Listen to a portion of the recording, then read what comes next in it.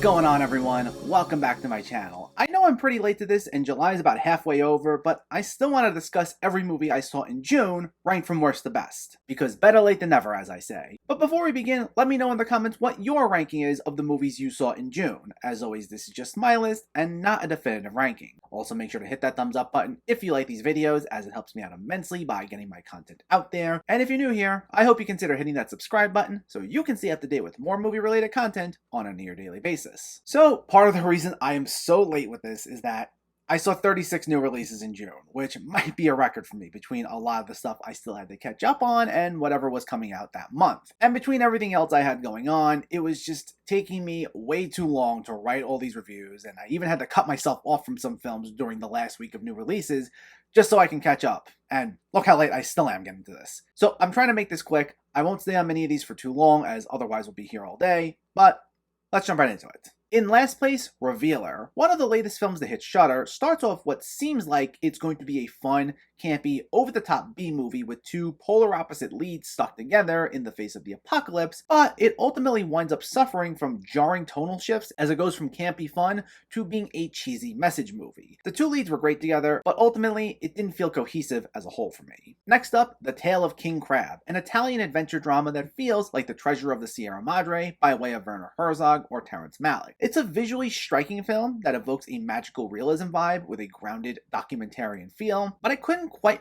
fully get into it, as despite playing into some themes about redemption, I found the characters to be too emotionally distant, so it was difficult for me to be invested in them. Then we have Lux Eterna, one of the latest films from Gaspar Noé, and while I'm generally not the biggest fan of his work, this was at least one of the better experiences I had watching one of his movies, even if it still didn't totally land for me. I did appreciate the film's meta vibe with its leads playing versions of themselves as tensions arise on a film shoot, but the film suffers from its surprisingly short 55-minute runtime, as it introduces supernatural elements that come too late in the game and just don't gel with everything else that came before it. Bringing us into the okay tier at number 33 is The Pink Cloud, which was filmed before the COVID-19 pandemic began, but contains a lot of striking similarities to it and the way everyone reacted to it. And because of how delayed its release was, it winds up coming off like yet another in a long line of these pandemic-centered movies and loses a lot of the freshness it probably would have had it been released beforehand. Now, it's still a visually striking and well-acted movie, and it's definitely a little more engaging than most of these other pandemic-centered movies, so you might be on board with this, but I've seen so many of these sort of movies at this point that I appreciate it as a one-time watch and nothing more, or at least nothing I would revisit for a really long time. Then we have Jerry and Marge Go Large, a breezy, charming little film that looks to serve as a celebration of two people who did something nice for their town. It's a fairly unambitious film, keeping things pretty simple, safe, and straightforward. And while that doesn't always lead to the biggest emotional peaks, at the very least it will put a smile on your face. Bryan Cranston and Annette Bening are wonderful as the two title characters, and they add to the overall heartwarming feel.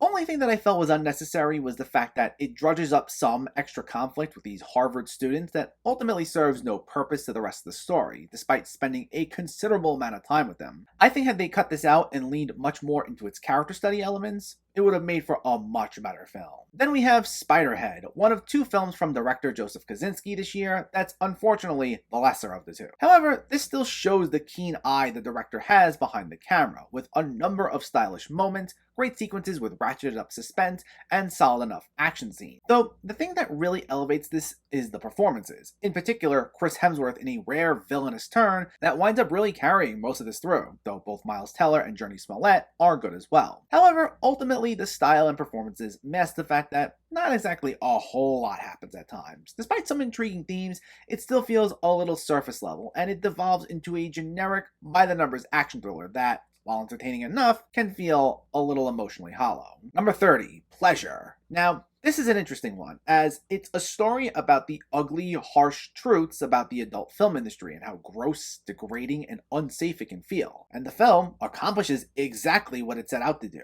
And on a technical level, it's all presented great, with excellent direction by Ninja Thyberg and a great lead performance by newcomer Sophia Capel. However, with the film's whole point being about how our lead becomes more emotionally detached as things go on, and with the main and really only feeling you get by the end of this is just feeling cold and gross, that doesn't exactly make for the most compelling experience. It does what it sets out to do, and it looks great, and because it has something to say, I guess it's worth a one-time watch, but also because of that, it's also not one of those films that I see myself ultimately wanting to revisit anytime soon, if at all. Number 29, The Long Walk, a minimalist sci-fi film that lacks a lot of the usual flashy imagery typically associated with sci-fi films, and instead, it replaces it all with a stripped-down, less-is-more approach, tackling themes of grief and reconciling with one's past. It has an overly restrained style and sometimes a dour approach that might not be for everyone, but it's still visually striking, and it still has some emotionally impactful storytelling, especially due to its lead performance. Then we have Moonfall, the latest film from Roland Emmerich that I have to admit,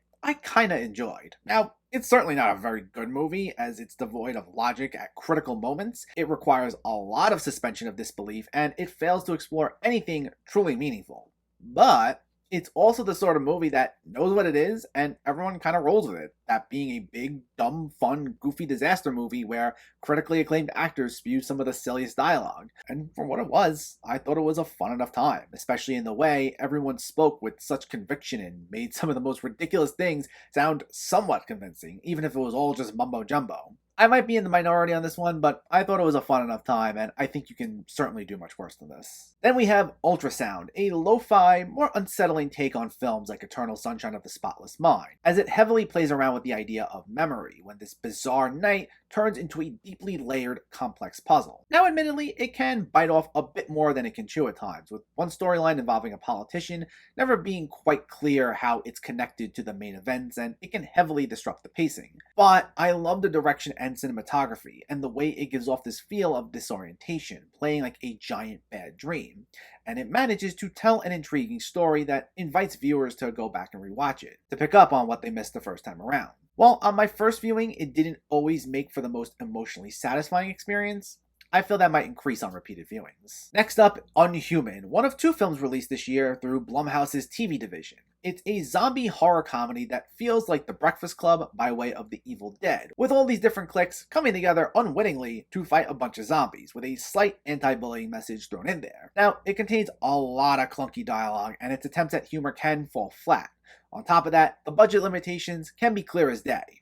But the general tone of this leads you to not take this seriously so much, and while you can't completely get over some of its glaring faults, the fact it embraces its schlockier B-movie elements makes it a little more forgivable, allowing for this to be a fun enough time. Number 25, Torn Hearts, the other Blumhouse TV project, which gives us our first country music horror movie, at least that I'm aware of, and it's another schlocky, over-the-top B-movie, driven this time mostly by an energetic Katie Sagal, who frequently plays mind games with our other two leads all throughout this, and it can lead to some really bloody moments. Now, it definitely takes some time to get things going, and despite Seagal's committed performance and the direction by Brea Grant, it doesn't seem like everyone was quite on the same page regarding what sort of movie this was. However, while it's not always consistent, when it fully embraces its exploitation style, it can be a lot of fun. Next up, Hollywood Stargirl, the sequel to 2020 Stargirl that might retain some of the cheesiness as its predecessor, but actually proves to be a pleasantly surprising improvement over it. While it hits a number of familiar beats and character tropes, the cast is all quite charming, and you find yourself easily wanting to root for them. Plus, with a more focused story and a sense of affection evoked by Julia Hart's direction, it leads to more of an emotional impact, and the way it expands upon story elements from the first movie, it gives that film some extra meaning. However, it also works nicely as a standalone movie. It's heartwarming, amusing, and has a great sense of sincerity, and I think all audiences might just enjoy this. Next up, Jurassic World Dominion. So I think I'm in the minority of people who actually like this the most out of all three Jurassic World movies. While there are several logic gaps in the screenplay, there's a bizarre decision to make the focus be locusts instead of dinosaurs, and I still couldn't have cared less for the Jurassic World characters, it actually made for some mindless B-movie fun. It was cool seeing the original Jurassic Park characters return, there were a fair amount of action scenes that were done well enough, and it felt like it attempted to achieve some sort of tonal balance, with clips thrown in there to cut some of the tension. It doesn't always equate to a good movie, and it's not the most ideal way to end this saga, at least for now, but for what it was, I had a decent enough time. Bringing us into the good tier, A Banquet. A small-scale psychological horror with a familial element thrown in there.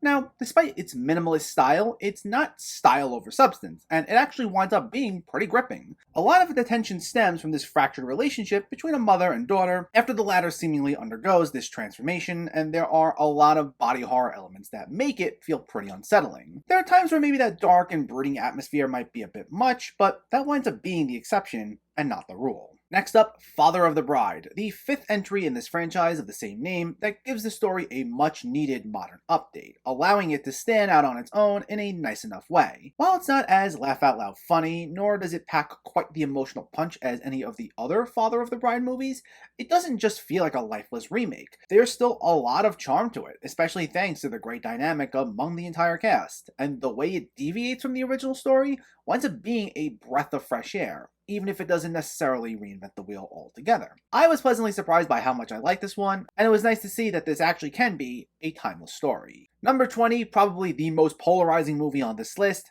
Dashcam, brought to us by Rob Savage, the director of one of the only really well-received pandemic movies, Host. However, this is nowhere near as universally loved as that movie, primarily due to the fact that this protagonist is one of the most obnoxious, unlikable people to lead a movie in quite some time, spewing nothing but crass insults and getting into arguments with literally everyone. And while it can lead to some laughs, the fact you can't root for this person will be enough to tank this movie altogether for a lot of people. However, despite that, the style on display from Savage is great, playing like an all-out assault on your senses. And for most of the movie, it actually shows this really grating character actually get her comeuppance as she's chased, attacked, shot at, and so much more, all done in a really entertaining way. So for me, it was enough to make up for the film's one major flaw.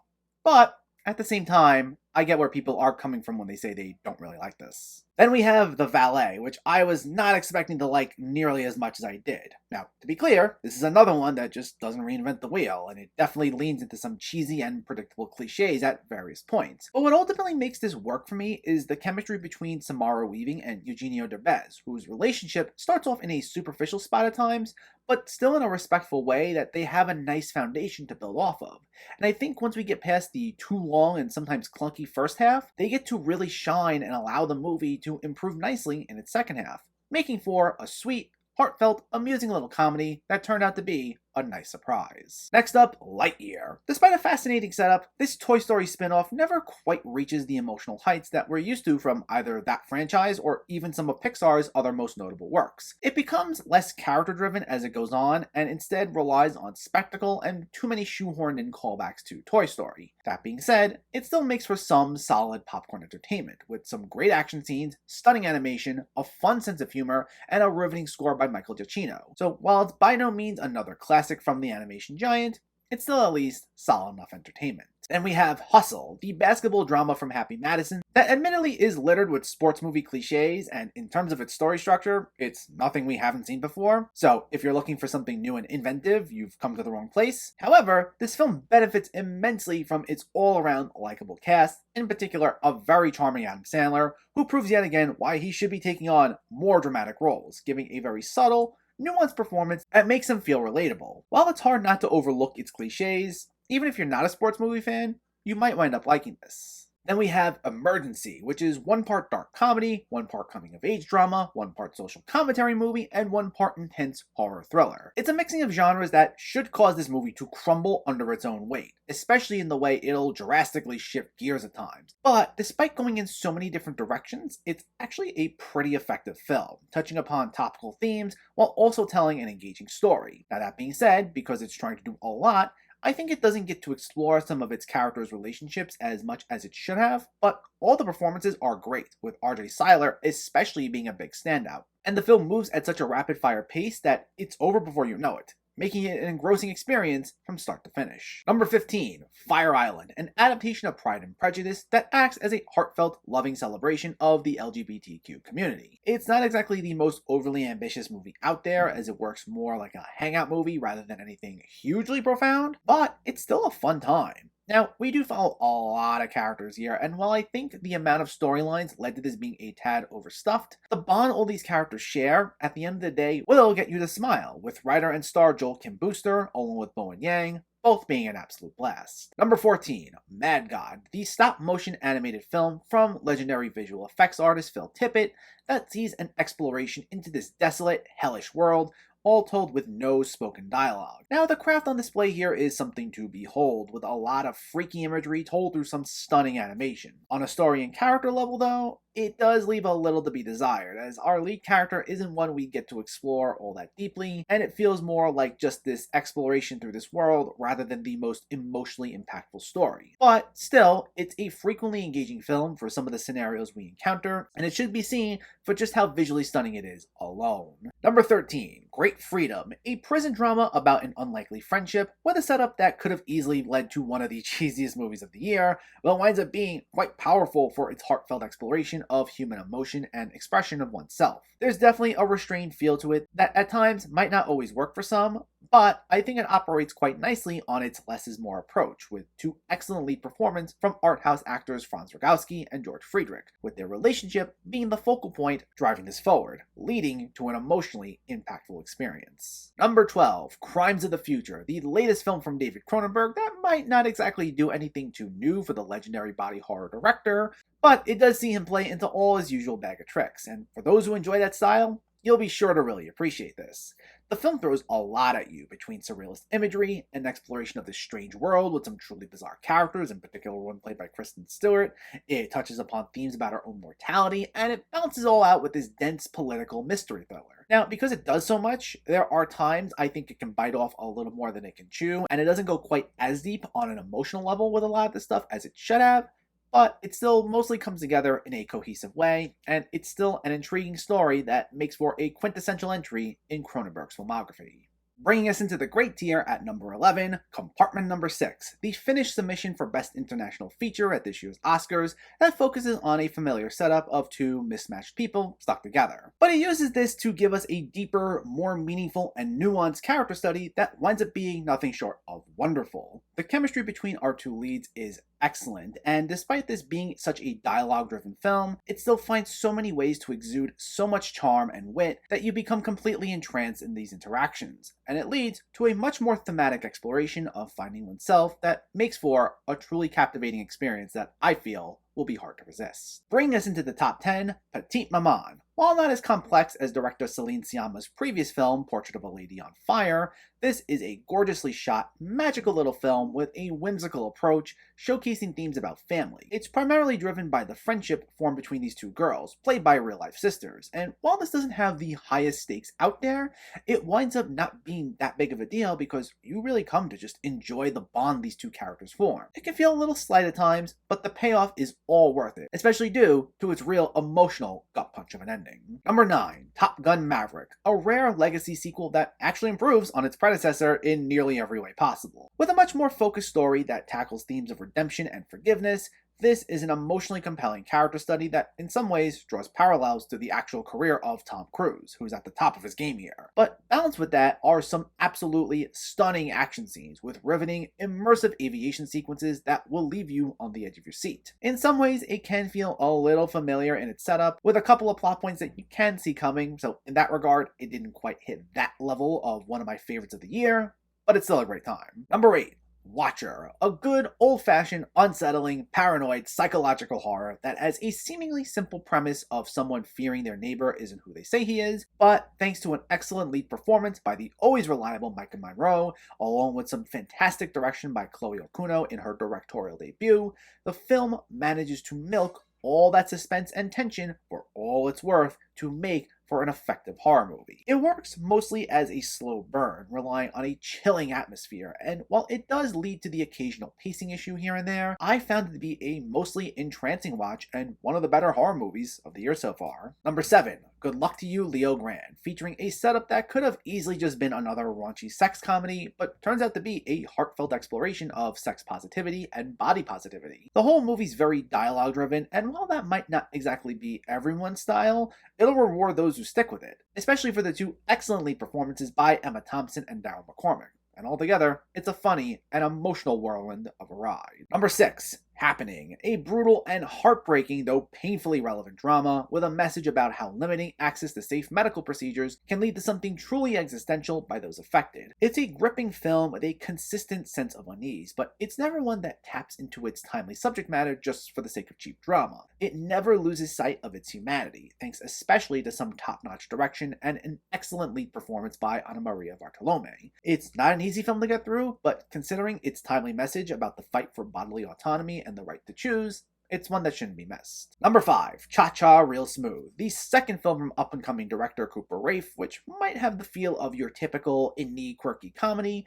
but the presentation makes it such a joy to watch. The film explores these very relatable themes about coming into your own and figuring your life out well into adulthood, shown through two charismatic lead characters who are at totally different stages in their lives. It doesn't necessarily lead to groundbreaking stuff, but it has so much heart and sincerity to it, along with a sharp sense of humor, that more than makes up for it and makes Raiff a director you should be on the lookout for. Number 4, RRR, a wildly over-the-top adventure that mixes an action-packed epic with a buddy movie, with a musical, with a political drama, and with a heartfelt romance movie. And while you think all those genres just won't go together at all, well, you'd be surprised. While it's 3 hours long, rarely will the film even once feel boring, consistently hooking you in with its elaborate set designs and impressive choreography, with this endearing bromance driving the whole thing forward. To say it goes big in every way imaginable would be an understatement, and if anything about its tonal shifts might be jarring, it also kinda doesn't care. Now, that doesn't mean that every so often one of its scene transitions might not feel the smoothest, and some of its acting, primarily in the supporting parts, could have been a little better,